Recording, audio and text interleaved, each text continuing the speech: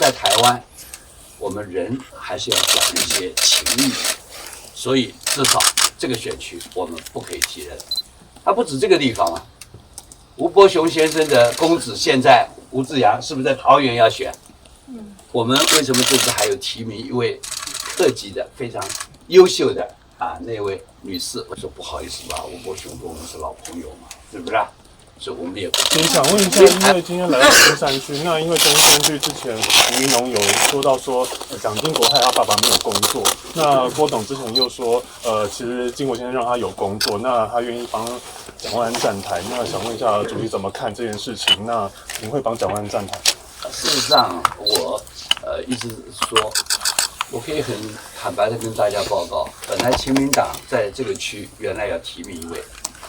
你下次去，我可以把我们的当地的非常大的庄脚告诉我说不行，因为我至少追随过经国先生，在台湾，我们人还是要讲一些情义，所以至少这个选区我们不可以提人。它不止这个地方啊，吴伯雄先生的公子现在吴志阳是不是在桃园要选？我们为什么这次还有提名一位特级的非常优秀的那位女士，我就不讲名字，原来也出来要选的。我说不好意思吧，吴伯雄跟我们是老朋友嘛，是不是？所以我们也不提。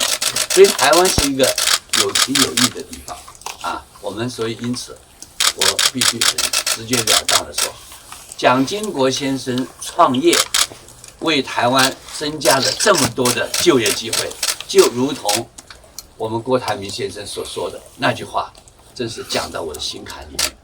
而另外一个不要说，他说不要看我一时，要看永远。